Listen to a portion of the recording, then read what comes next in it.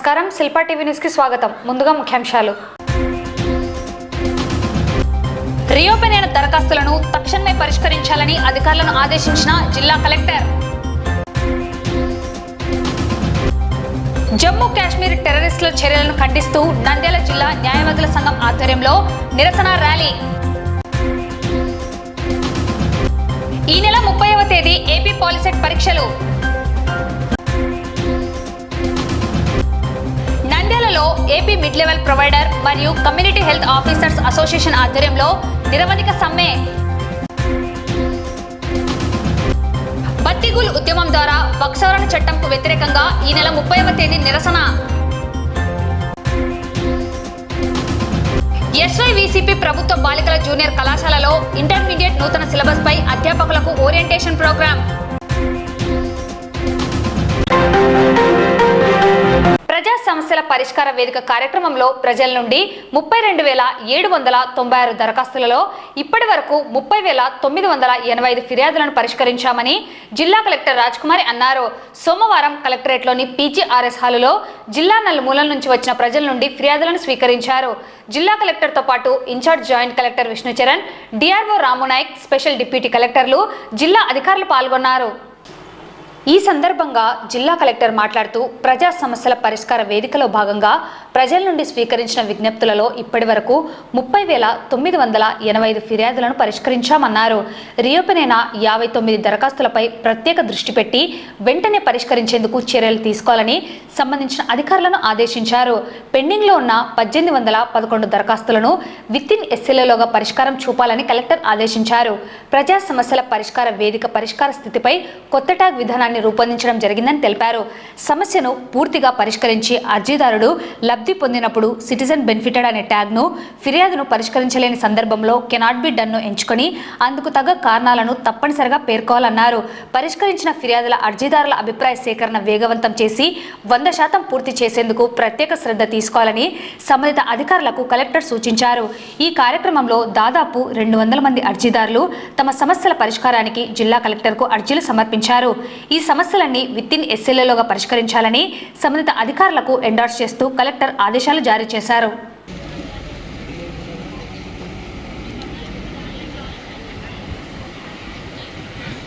మీ కోడలు కొడుక్కి మీకు కూడా నోటీస్ వచ్చి హీరింగ్ కండక్ట్ చేయమని చెప్తాను, సరేనా?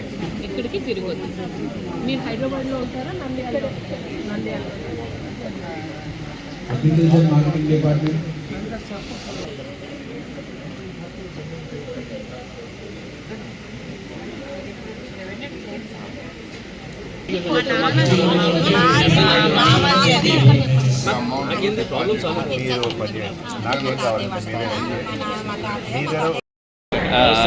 సన్నా సన్నా మళ్ళీ మర్చిపోదు.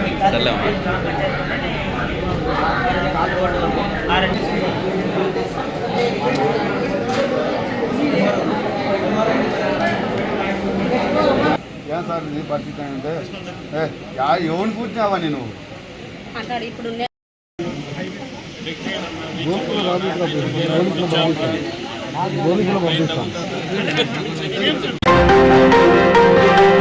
ఇటీవల జమ్మూ కాశ్మీర్ పెహల్గాం ప్రాంతంలో టెర్రరిస్టులు టూరిస్టులపై విచక్షణ రహితంగా కాల్చి చంపడం దుశ్చర్యలని, పిరికిపంద చర్యలని, ఇటువంటి చర్యలకు పాల్పడిన టెర్రరిస్టులపై కఠిన చర్యలు తీసుకోవాలని, అలాగే అసువులు బాసిన 26 మంది భారతీయ బిడ్డల ఆత్మశాంతి కలగాలని కోరుతూ నివాళులు అర్పిస్తూ పట్టణంలో నంద్యాల జిల్లా న్యాయవాదుల సంఘం ఆధ్వర్యంలో ర్యాలీ నిర్వహించడం జరిగింది.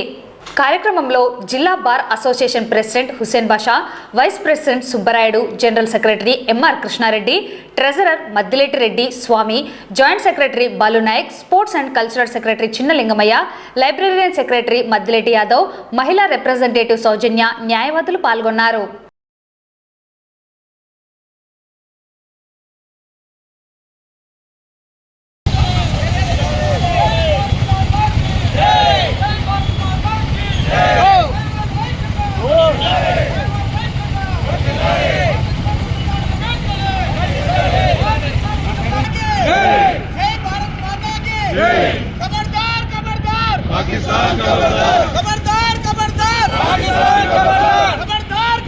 ఈరోజు మా నంద్యాల న్యాయవాదులు అందరము ఐకమత్యంతో ఉగ్రదాడి కాశ్మీర్ పుల్గాంలో జరిగిన ఉగ్రదాడిని ఖండిస్తూ, అదేవిధంగా అందులో ప్రాణాలు కోల్పోయిన మన భారతీయులను, మన టూరిస్టు భారతీయులను, చనిపోయిన వాళ్లకు ఆత్మశాంతి కలగాలని ఆ దుశ్చర్యను మనం ఖండిస్తూ గవర్నమెంట్ తగిన చర్య ఉగ్రవాదులకు అగ్నెస్ట్ గా తగిన చర్య తీసుకొని మళ్ళీ ఇలాంటి కార్యక్రమాలు జరగకుండా పకడ్బందీగా చేయాలని చెప్పేసి గవర్నమెంట్కి మద్దతు తెలియజేస్తూ, మా న్యాయవాద సంఘం అందరి తరపున న్యాయవాదులు అందరం కలిసి ఈ ర్యాలీగా వచ్చి ఇక్కడ మానవహారం నిర్వహించడమైనది. దేశము అలాగే ప్రపంచమంతా కూడా దిగ్భ్రాంతికి గురైన టెర్రరిస్ట్ యాక్టివిటీ భారతదేశంలో జరగడం. కాశ్మీర్లో పల్గామా ప్రాంతంలో ఉండే ఒక లోయ ప్రాంతంలో పర్యాటకులు ఎక్కువగా సందర్శించే ప్రాంతంలో ఆ ప్రాంతాన్ని వాళ్ళు టెర్రరిస్టులు చూజ్ చేసుకొని ఒక ప్లాన్ ప్రకారం, పద్ధతి ప్రకారము పర్యాటకులు దేనికి సంబంధించిన వాళ్ళను, సామాన్య ప్రజలను గన్స్తో కాల్చివేయడము. అదొక ప్లాన్ ప్రకారము 2 వైపుల నుంచి వచ్చి ఒక 4 పార్టిసిపేట్ చేసి 2 వైపుల నుంచి వచ్చి వాళ్ళని 26 మంది ప్రాణాలు తీసివేసడము, 30 మంది పైగా గాయపట్లు చేయడం అనేది చాలా పిరికి చర్య, టెర్రరిస్టుల యొక్క పిరికి చర్య. ఈ చర్య ప్రపంచంలో ఉండే మానవులందరినీ కూడా, మనుషులందరూ కూడా దిగ్భ్రాంతికి గురి చేసింది. ప్రపంచమంతా కూడా ఒకవైపు భారతదేశం వైపు చూస్తూ భారతదేశానికి టెర్రరిస్ట్ యాక్టివిటీస్కు వ్యతిరేకంగా ఫైట్ చేయడానికి పూర్తి మద్దతు ప్రకటించిన విషయం మనందరికీ తెలుసు. మరి కాశ్మీర్లోనే వాళ్ళు ఎందుకు సెలెక్ట్ చేసుకున్నారు? గతంలో బాంబేని సెలెక్ట్ చేసుకున్నారు, అంతకుముందు ఫల్గామా, ఇప్పుడు మళ్ళీ ఫల్గామాలో ఒక లోయ. దీన్ని ఎందుకు సెలెక్ట్ చేసుకున్నారు అని ఆలోచిస్తే, మనం ఆర్టికల్ 372 రద్దు చేసిన తర్వాత జమ్మూ అండ్ కాశ్మీర్కి కూడా టోటల్గా రాజ్యాంగం అంతా కూడా వర్తిస్తుంది. అక్కడ నిర్మాణ పనులు వేగవంతంగా జరుగుతున్నాయి, యువత బాగా ఉద్యోగాలకు వెళ్తున్నారు, కళాశాలలు, విద్యాలయాలన్నీ కూడా పూర్తిగా నిండుకున్నాయి, అభివృద్ధి పనులు జరుగుతున్నాయి. వాళ్ళు కూడా జనజీవనంలో, జనస్రవంతిలో కలిసిపోయే పరిస్థితి కనపడుతుంది. పూర్తిగా టెర్రరిస్ట్ యాక్టివిటీస్ అన్ని తగ్గిపోయి ప్రజాస్వామ్య వ్యవస్థలోకి జమ్మూ అండ్ కాశ్మీర్ కూడా వచ్చే పరిస్థితి కనపడుతుంది. మరి దీన్ని తొలగించాలి, అక్కడ గతంలో ఉన్న విధంగానే జమ్మూ కాశ్మీర్ మనం చూపించాలనే ఉద్దేశంతో టెర్రరిస్టులు చేసిన ఒక యాక్టివిటీ ఇది. సో ఈ యాక్టివిటీని కూడా ప్రపంచమంతా ఖండిస్తున్నట్లుగానే ఇక్కడ మన దేశంలో ఉండే 140 కోట్ల మంది ప్రజలు కూడా సంఘీభావంతో ఖండిస్తున్నారు. రాష్ట్రాలకు, భాష ఇవి లేకుండా, కులాలు మతాలు లేకుండా అందరి ప్రజలు, 140 కోట్ల మంది ప్రజలు దేశానికి మద్దతు ప్రకటించే సందర్భం ఇది. ఈ నెల 30వ తేదీ ఏపీ పాలిసెట్ పరీక్షలు నిర్వహిస్తున్నట్లు కళాశాల ప్రిన్సిపల్ శ్రీనివాస ప్రసాద్ తెలిపారు. నంద్యాలలో 13 పరీక్షా కేంద్రాలలో అన్ని ముందస్తు ఏర్పాట్లను చేపట్టామని తెలిపారు. పరీక్షలకు 3747 మంది విద్యార్థులు హాజరు కానున్నారని, పరీక్షకు 1 గంట ముందుగానే పరీక్షా కేంద్రానికి చేరుకోవాలని సూచించారు. ఆన్లైన్లో హాల్ టికెట్లను డౌన్లోడ్ చేసుకోవచ్చని తెలిపారు. పరీక్ష ఉదయం 11 గంటల నుండి మధ్యాహ్నం 1 గంట వరకు నిర్వహించడం జరుగుతుందని పేర్కొన్నారు. 34/25 పాలిసెట్ 2025 అంటే రాష్ట్రంలో ఉన్న అన్ని డిప్లొమా ఇంజనీరింగ్ కళాశాలలో ప్రవేశాల కోసం ఎంట్రన్స్ ఎగ్జామినేషన్ జరగబోతుందండి. మన నంద్యాల డిస్ట్రిక్ట్లో ఉన్న శ్రీశైలం, బనగానపల్లి, బేతంచెర్ల మరియు మన నంద్యాల ఈ కాలేజీల్లో సెంటర్లన్నిటి కూడా ఈ నంద్యాల కాలేజీ డిస్ట్రిక్ట్ కోఆర్డినేట్ చేస్తుంది, మొత్తం డిస్ట్రిక్ట్ని కోఆర్డినేట్ చేస్తుంది. దానికి తగిన ఏర్పాట్ల కోసం కలెక్టర్ గారిని సంప్రదించడం, కలెక్టర్ గారు ఆయా సంబంధించిన దీనికి ఉద్యోగం సంబంధించిన శాఖలకు అన్నిటికీ ఆర్డర్స్ ఇవ్వడం జరిగింది. దాని ప్రకారంగా medical and health department, police department, అలాగే వేరే అందరూ కూడా దానికి సంబంధించిన వాళ్ళందరూ కూడా చర్యలు తీసుకున్నారు. మున్సిపాలిటీ వాళ్ళు క్లీన్ చేసి వాటర్ పెట్టడము ఇలాంటివన్నీ చేస్తారండి. మొత్తం అరేంజ్మెంట్స్ అన్నీ జరుగుతున్నాయి. ఆ రోజు ఎవరైనా సరే స్టూడెంట్స్ హాల్ టికెట్స్ రాలేకపోయినా, హాల్ టికెట్స్ ఇబ్బంది పడినా దగ్గరలో ఉన్న పాలిసెట్ హెల్ప్ లైన్ సెంటర్ని తీసుకుని చేరవచ్చు. లేదా మన దగ్గరకు ఉన్నా కానీ, మన దగ్గరకు వచ్చిన ఇక్కడ హెల్ప్ లైన్ సెంటర్ ఉన్నది, ఈ హెల్ప్ లైన్ సెంటర్లో వాళ్ళకి తగిన సహాయం అందించబడుతుంది. కాబట్టి వాళ్ళ ఫీజు పేమెంట్లు ఉన్నా ఏమున్నా ముందుగానే వాళ్ళు అన్నిటినీ కూడా నివృత్తి చేసుకుని వాటిని సెటిలైట్ చేసుకుంటే ప్రాబ్లం ఏమి ఉండదండి. ఆ రోజు వచ్చినా ఎర్లీగా వస్తే ఇక్కడ చేతనైన సహాయం హెల్ప్ లైన్ సెంటర్లో దొరుకుతుంది మనకి. అలాగే ఈ ప్రతి చోట కూడా బేతంచెర్ల కానివ్వండి, బనగానపల్లి కానివ్వండి, శ్రీశైలంలో కానివ్వండి, అక్కడ కాకుండా ఇంకా ఎడిషనల్ సెంటర్స్ ఉంటాయి. ఆ ఎడిషనల్ సెంటర్స్ అన్నీ కలిపి దాదాపుగా బనగానపల్లిలో 900 మంది, అలాగే బేతంచెర్లలో 900 మంది, సుమారుగా 900 మంది, అలాగే శ్రీశైలంలో ఒక 120 మంది రాస్తున్నారు. ఇక్కడ మన నంద్యాల సెంటర్లో 3700 మంది పైగా ఇక్కడ అభ్యర్థులు రిజిస్టర్ చేసుకుని ఉన్నారు. మన 3700 మందికి అకామిడేషన్ కోసం ఈ సెంటర్తో పాటు ఇక్కడ నంద్యాలలో మన పాలిటెక్నిక్ కాలేజీలో 2 సెంటర్లు ఉన్నాయి. ఒకటి మామూలు సెంటర్, రెండోది ఉర్దూ సెంటర్. ఇది కాకుండా 11 సెంటర్లు బయట ఉన్నాయండి మనకి. ఇవన్నీ కూడా పద్మావతి నగర్, మన శ్రీనివాస నగర్, ఎన్జిఓ కాలనీలు దగ్గరలోనే ఉంటాయి. వీటిని ఈజీగానే చేరుకోవచ్చు. బస్టాండ్ నుంచి కానీ రైల్వే స్టేషన్ నుంచి కానీ దగ్గరలోనే ఉన్నాయి. వాటన్నిటిని చేరుకుని ఎగ్జామినేషన్ వాళ్ళు అందుబాటులోకి ఉన్న వాటిలోకి చేరవచ్చు. అలాగే ఈ ఎగ్జామినేషన్ సెంటర్కి 10 గంటల నుంచి అలౌ చేస్తారు. 10 గంటల కల్లా అక్కడికి చేరుకోవాలి స్టూడెంట్స్. 11 తర్వాత ఎట్టి పరిస్థితుల్లోనూ ఒక్కరిని కూడా అలౌ చేయరండి. ఈ 10 గంటలకే చేరుకున్న వాళ్ళు లోపలికి పోయి వాళ్ళ దగ్గర ఉన్న ఫ్రిస్కింగ్ కానివ్వండి, రిజిస్ట్రేషన్ కానీ ఏదైనా ఉంటే ఆ ఫార్మాలిటీస్ అన్నీ కూడా లోపల కంప్లీట్ అవుతాయి. ఇచ్చిన ఓఎంఆర్ ఎలా ఫిల్ చేయాలో కూడా ఎక్స్ప్లెయిన్ చేయడం జరుగుతుంది. ఇవన్నిటిని చేయడానికి ముందుగానే చేరుకోవాలి 10 గంటలకి. ఎగ్జామినేషన్ 11 గంటల నుంచి 1 గంట వరకు 2 గంటల పాటు జరుగుతుందండి. మల్టిపుల్ చాయిస్ క్వశ్చన్స్తో ఉంటుంది ఎగ్జామినేషన్. మన దగ్గర పాలిసెట్కి ఫ్రీ కోచింగ్ ఇవ్వడం జరిగింది. ఆ ఫ్రీ కోచింగ్ తాలూకు ఒక మాక్ టెస్ట్ ఈ రోజున జరుగుతుంది. పిల్లలందరూ కూడా స్టూడెంట్స్ అందరూ ఆ రోజు జరగబోయే టెస్ట్ ఎలా ఉంటుందో అనుభవం కోసము ఇప్పుడు ఎగ్జామ్ అటెండ్ అవుతున్నారండి మన దగ్గర.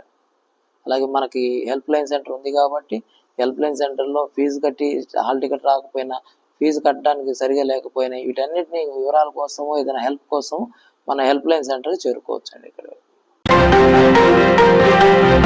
నంద్యాల జిల్లా వైద్య ఆరోగ్య కేంద్రం ఎదుట ఏపీ మిడ్ లెవెల్ ప్రొవైడర్ మరియు కమ్యూనిటీ హెల్త్ ఆఫీసర్స్ అసోసియేషన్ ఆధ్వర్యంలో నిరవధిక సమ్మె చేపట్టారు. ఈ సందర్భంగా వారు మాట్లాడుతూ ఆయుష్మాన్ నిబంధనల ప్రకారం ఉద్యోగ భద్రత కల్పించాలని, ఎన్హెచ్ఎం ఉద్యోగులతో సమానంగా 23% వేతన సవరణ చేయాలని డిమాండ్ చేశారు. పని ఆధారిత ప్రోత్సాహకాలను క్రమబద్ధీకరించాలని కోరారు. ఈపీఎఫ్ఓను పునరుద్ధరించాలని, క్లినిక్ అద్దె బకాయిలను చెల్లించి క్రమబద్ధీకరించాలని కోరారు. నిర్దిష్టమైన జాబ్ చార్టును అందించాలని అన్నారు. ఎఫ్ఆర్ఎస్ నుండి సిహెచ్ఓలను మినహాయింపు ఇవ్వాలని, HR policy, increment transfers, ex gratia, పితృత్వ సెలవులు అమలు చేయాలని కోరారు.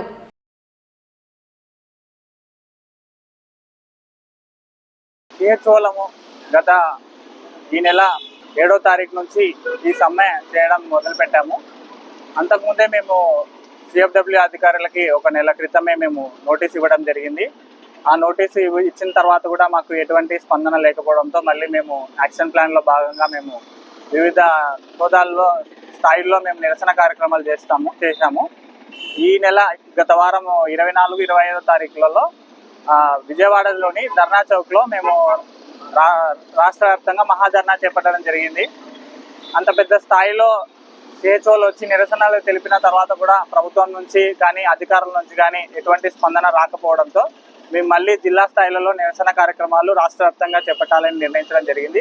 అందులో భాగంగానే నంద్యాల జిల్లాలోని ఇక్కడ ఈ పోలీస్ స్టేషన్ దగ్గర పరిధిలో మేము ఇక్కడ సమ్మె చేయడం మొదలుపెట్టాము.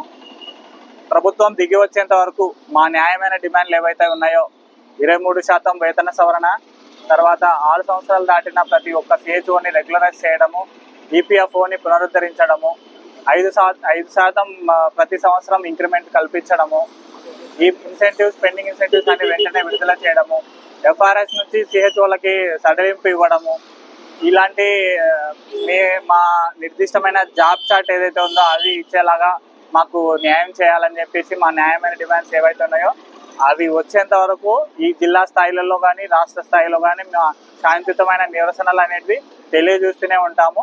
గవర్నమెంట్ దిగి వచ్చి దయచేసి ఇప్పటికైనా మా బాధని, మా ఆవేశాన్ని, మా ఆక్రోధనని అర్థం చేసుకొని మా న్యాయమైన డిమాండ్లు తీర్చాలని వేడుకుంటున్నాము. Thank you. మండు టెండర్లో సిహెచ్ఓలు చంటి బిడ్డలు వేసుకొని గర్భవతులు అయితేనేమి మండు టెండర్లో అంతమంది 7,000 పైచిలకు సిహెచ్ఓలు వచ్చినప్పటికీ ప్రభుత్వం నుంచి ఎటువంటి స్పందన లేదు.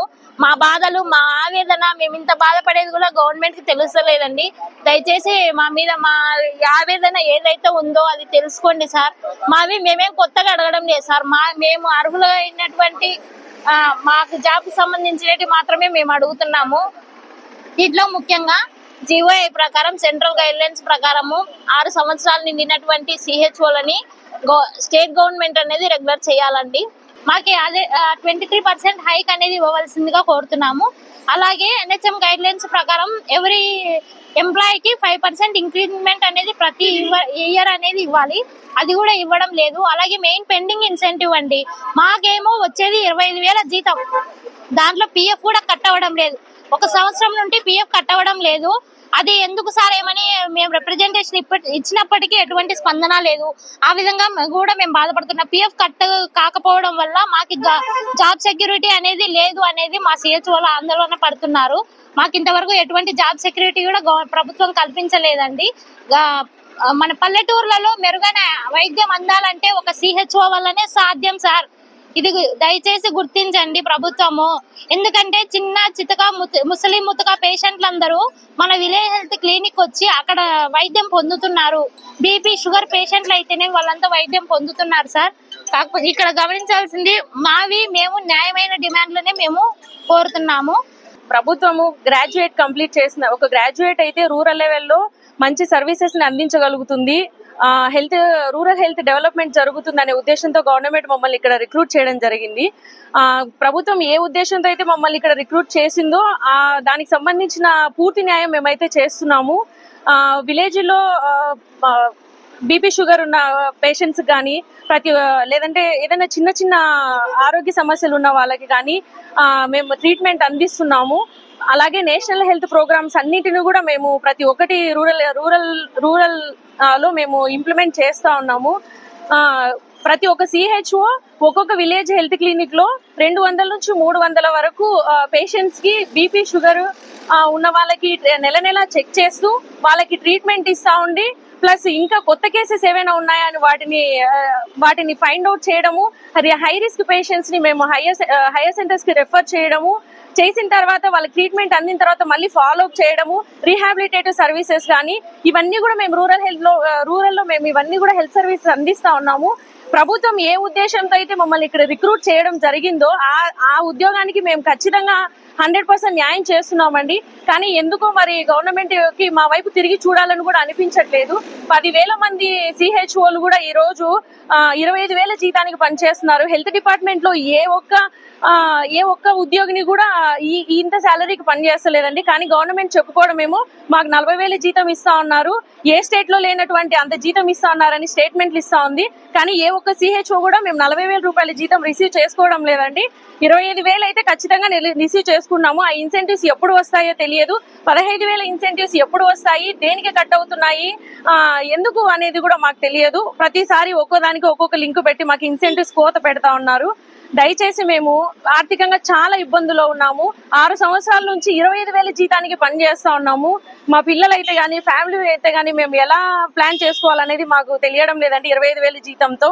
అలాగే 6 సంవత్సరాలు ఆయుష్మాన్ ఆరోగ్య మందిర్ గైడ్ లైన్స్ ప్రకారం 6 సంవత్సరాలు పూర్తయిన వాళ్ళని రెగ్యులర్ చేసుకోవాలని గైడ్ లైన్స్ ఉన్నాయి. కానీ ఆ గైడ్ లైన్స్ వాటిని ఖచ్చితంగా ఇంప్లిమెంట్ చేసి మమ్మల్ని రెగ్యులరైజ్ చేయాలి. 6 సంవత్సరాలు పూర్తి చేసుకున్న CHOని రెగ్యులర్ చేసుకోవాలని ఇది మా ప్రథమమైన డిమాండ్. ఈ జాబ్ లో రిక్రూట్ అయిన తర్వాత స్టార్టింగ్ లో జాబ్ చార్ట్ అనేది ప్రాపర్ గా ఉండేది. పోయే కొద్దీ ఎలా ఉందంటే అసలు మాకంటూ కరెక్ట్ జాబ్ చార్ట్ అనేది ఏమీ లేదు. 6 years తర్వాత రెగ్యులరైజేషన్ చేయాలని ఉంది, కానీ రెగ్యులరైజేషన్ ఇంతవరకు చేయలేదు. మామూలుగా NHM వాళ్ళకి అందరికీ శాలరీస్ అనేది ఇంక్రిమెంట్ అయ్యాయి, ఎక్సెప్ట్ CHOs కి తప్ప అందరికీ రెగ్యులరైజేషన్ అనేది అయ్యింది. మేము మామూలుగా HWCలో 12 types ఆఫ్ సర్వీసెస్ అన్ని అందిస్తున్నాము. దాంతో పాటు 14 రకాల డయాగ్నోస్టిక్స్ టెస్టులు చేస్తున్నాము. FDP సర్వీసెస్ అందిస్తున్నాము. 105 రకాల సబ్ సెంటర్ లెవెల్లో 105 రకాల మందులు అనేది అవైలబుల్ ఉన్నాయి. అన్ని రకాల సర్వీసెస్ గ్రామ లెవెల్లో అందిస్తున్నా కూడా మాకు గవర్నమెంట్ సైడ్ నుంచి సపోర్ట్ ఇవ్వడం లేదని అనుకుంటున్నాను.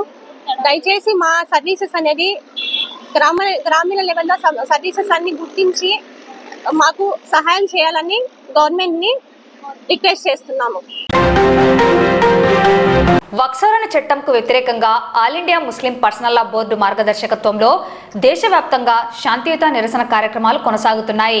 ఇందులో భాగంగా బత్తిగుల్ కార్యక్రమంలో 15 నిమిషాలు లైట్ ఆర్పడం కూడా ఒక విధమైన పద్ధతిగా పరిగణించవచ్చు. ఇది మనం అన్యాయానికి వ్యతిరేకమని, మేం మేల్కొని ఉన్నామని మరియు మా హక్కుల సాధన కోసం పోరాడేందుకు సిద్ధంగా ఉన్నామని తెలియజేయడానికి సంకేతమని, బత్తిగుల్ చేయడం అనేది బలహీనత కాదు, ఇది మేము ముందుకు సాగుతామని, మా పోరాటాన్ని కొనసాగిస్తామని చూపించే సంకల్పమని Nandyal Muslim joint action committee convener Maulana Abdullah Rashadi అన్నారు. మౌలానా అబ్దుల్లా రషాదీ అధ్యక్షతన డబ్రా మసీదు నందు మీడియా సమావేశం నిర్వహించారు. వారు మాట్లాడుతూ దేశంలో ముస్లింలు మరియు లౌకికవాదులు, ప్రజాస్వామ్యవాదులు, న్యాయ సమర్థులైన ప్రజలకు ఏప్రిల్ 30వ తేదీ రాత్రి 9 గంటల నుంచి 9 గంటల 15 నిమిషాల వరకు మీ ఇళ్లల్లో, దుకాణాల్లో, ఫ్యాక్టరీలలో మరియు ఇతర ప్రదేశాలలోని విద్యుత్ను 15 నిమిషాల పాటు ఆర్పివేయండి, బత్తిగుల్ చేయండి అని విజ్ఞప్తి చేశారు.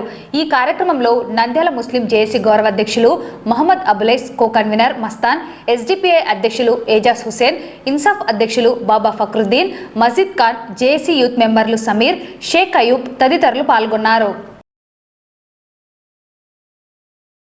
Nandyal Muslim joint action committee की जानिब से इस बात की इत्तला दी जाती है कि मुस्लिम पर्सनल लॉ बोर्ड की जानिब से वक्फ तरमीमी बिल या एक्ट 2025 इसकी मुखालफत में मुस्लिम पर्सनल लॉ बोर्ड ने 30 तारीख को रात में 9 बजे से लेकर 9:15 तक 15 मिनट के लिए हर मकान, दुकान, ऑफिस जो भी है अपने घर की लाइट बंद करने का हुक्म दिया गया है। ये जो काली बिल बन गई है, जो काला कानून बना है वक्फ का, उसके खिलाफ में एहतिजाज के तौर पर पूरे मुल्क में ये आवाज़ लगाई गई है।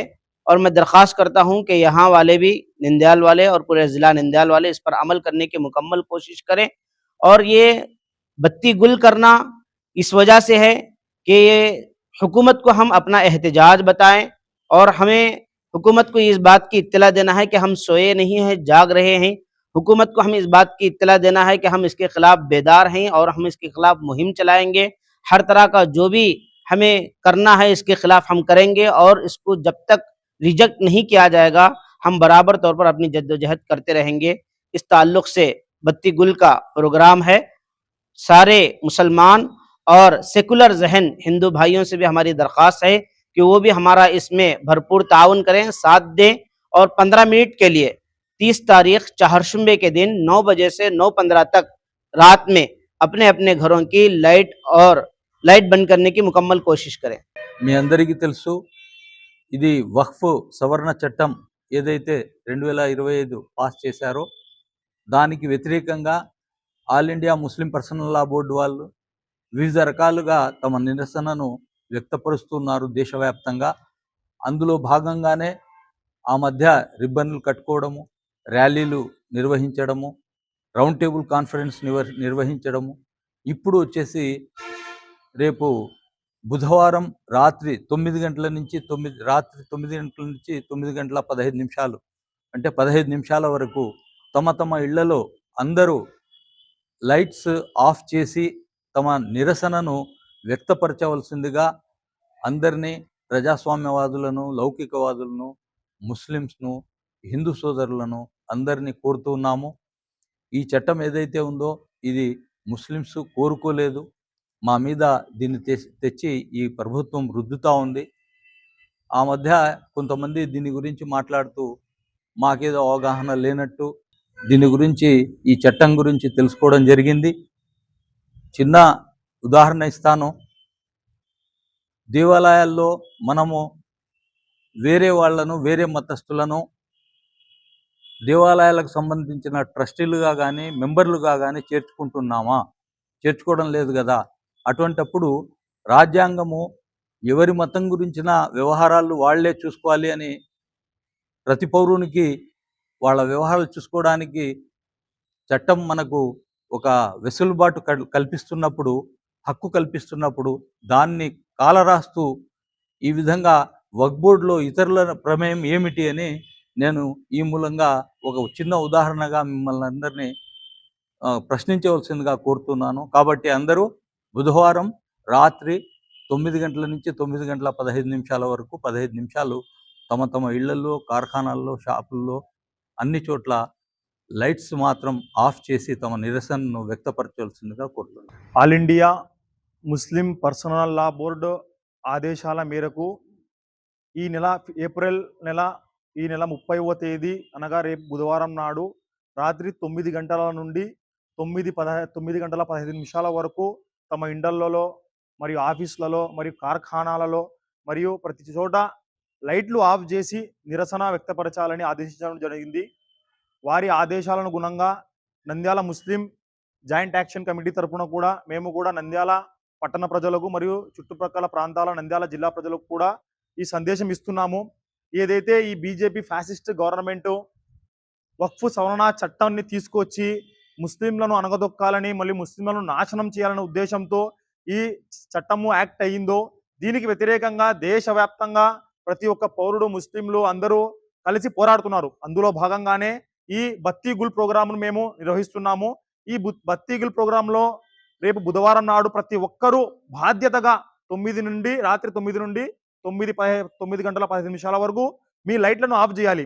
ఇలా లైట్లు ఆఫ్ చేస్తే ఏమవుతుందయ్యా, ఏమన్నా యాక్ట్ రద్దవుతుందా అని మీరు అనుకోవచ్చు. కానీ మనకు మన యొక్క భావాలను మరియు మన యొక్క వ్యతిరేకతను ప్రదర్శించడము చాలా ముఖ్యం. అందులో భాగంగానే ఇది పీస్ఫుల్ ప్రొటెస్టులు చేశాము, పీస్ఫుల్ ర్యాలీలు చేశాము. అదేవిధంగా ఈ ప్రోగ్రాం కూడా మనం సక్సెస్ఫుల్ చేసి ప్రభుత్వానికి గుణపాఠం చెప్పాలి.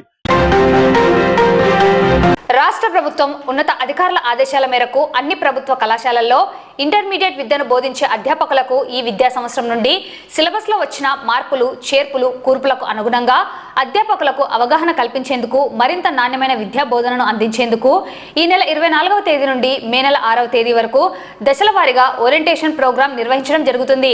ఇందులో భాగంగా నంద్యాల పట్టణంలోని SYVCP ప్రభుత్వ బాలికల జూనియర్ కళాశాలలో ప్రిన్సిపల్ సోమశేఖరప్ప ఆధ్వర్యంలో ఓరియంటేషన్ తరగతులు నిర్వహించడం జరుగుతున్నవి. నా పేరు సోమశేఖరప్ప, గర్ల్స్ జూనియర్ కాలేజీ ప్రిన్సిపల్ని. ఇక్కడ ఓరియంటేషన్ ప్రోగ్రాం నడుస్తుంది. అసలు ఓరియంటేషన్ ప్రోగ్రాం ఎందుకు కండక్ట్ చేయాల్సి వచ్చిందంటే ఈ సంవత్సరం నుంచి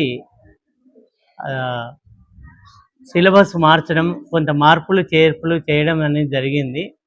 తర్వాత మ్యాథ్స్కు 2 పేపర్లు ఉంటే దాన్ని 1 పేపర్గా మార్చడం, ఫిజిక్స్ కెమిస్ట్రీ ని బాటనీ జువాలజీని 1 పేపర్గా మార్చడం, ఇలా పేపర్లు మార్చి కుదించడం జరిగింది. మరి దానికి అనుగుణంగా దాన్ని దృష్టిలో పెట్టుకొని ఒక ఓరియంటేషన్ ప్రోగ్రామ్ని లెక్చరర్స్కి అందరికీ కండక్ట్ చేయాలని ఒక డెసిషన్ తీసుకోవడం వల్ల కమిషనర్ గారు మరి దాన్ని దృష్టిలో పెట్టుకొని 24వ తారీఖు నుంచి దాదాపు 6వ తారీఖు వరకు ఈ ఓరియంటేషన్ ప్రోగ్రాం నడుస్తూ ఉంది. మొదటగా 24, 25 ఇంగ్లీషు, తెలుగు, హిందీ, తర్వాత ఉర్దూ ఈ సబ్జెక్టులు 2 రోజులు జరిగాయి, 24, 25. తర్వాత ఇప్పుడు మళ్ళీ 28, 29 మ్యాథ్స్, ఫిజిక్స్, కెమిస్ట్రీ, బాటనీ సబ్జెక్టుల్లో ఓరియంటేషన్ ప్రోగ్రామ్ జరుగుతూ ఉంది. తర్వాత ఇంకా లాస్ట్ వచ్చేసి 2, 3 ఇంకొక విడత మిగిలిన సబ్జెక్టులో ఓరియంటేషన్ ప్రోగ్రాం నడుస్తుంది. ఈ ఓరియంటేషన్ ప్రోగ్రాం అనేది లెక్చరర్స్కి చాలా ఉపయోగపడుతుంది. వాళ్ళు చెప్పాల్సిన దానికంటే ఇంకా బాగా పిల్లలకి క్లాసులు తీసుకోవడం కానీ, సబ్జెక్టు చెప్పడంలో కానీ, ఇవన్నీ మెళకువలన్నీ ఈ ఓరియంటేషన్ ప్రోగ్రాంలో చెప్పడం అనేది జరుగుతుంది. కాబట్టి ఈ ప్రోగ్రాము కండక్ట్ చేస్తున్నటువంటి కమిషనర్ గారికి ధన్యవాదాలు తెలుపుకుంటూ సెలవు తీసుకుంటాం.